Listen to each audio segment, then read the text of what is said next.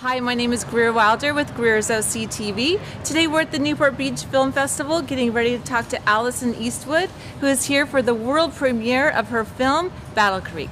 It's always nice to, especially with independent films, to be able to go to festivals. Me being a California girl and now living in Southern California for so long, I love the fact that we've been at Santa Barbara, we're now at Newport. And it's been lovely. I've got to go to all these gorgeous places and meet lots of great people, and I'm totally honored to be here. And today is the world premiere of your film, Battlecreek. And can you tell us a little bit about the film?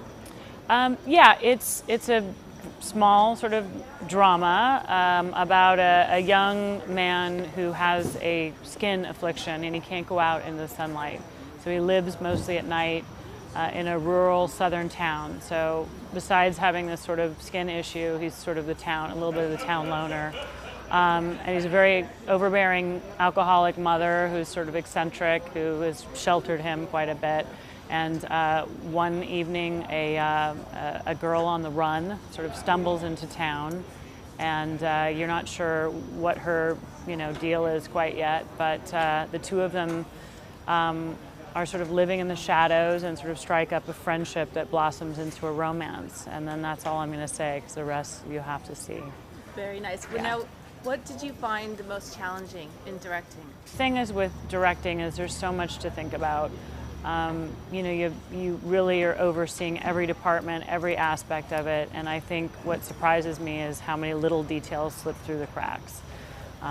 Just when you think you've sort of gotten it all sort of handled and you know exactly what you want, there's one little thing that sort of, I didn't want them wearing that color, I didn't want, that particular item in the background. So there's just lots of little details, and I think what always surprises me is that just when you think you all have it done, it's not, and it's not. Your job is never done.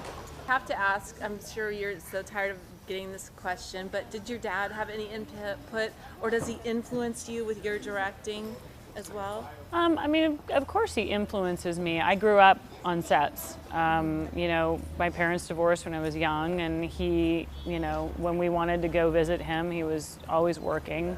So, my brother and I were always on set. So we just grew up sort of infused with set life and the crew and the cast. And, he's not big on advice and all of that sort of stuff, but when I did my first film a while back, he, let me come and sort of shadow him on set. He was working on Letters from Iwo Jima, and they were shooting out in, Barstow or something, and I spent like 3 or 4 days, and it was really sweet. He was like, come on down and hang out with your old dad and, watch us work. And I was like, so instead of just sort of being a visitor or a kid on set, I actually sat behind him and sort of watched what he did and really paid attention in a different way. And that was sort of his way of, I guess, giving me advice or sort of, helping me out, was just sort of showing by example. Was there like a character that was like, oh, this is someone similar to me? I think I relate to the character Alison. Oddly enough, the writer who I grew up with, named one of the leads Alison, and I related to her because she was somebody that was sort of running from something and then sort of had to reconcile that in order to sort of make peace with it and then move on. And I've had that in my own life, more probably on a personal side than obviously a business side, but. There's been things in my past, especially when I was younger, that I sort of, tried to run away from, and then really felt like unless I was going to turn around and face it head on, I wasn't going to be able to move through it. So she does that in the film, and I can relate to that a lot.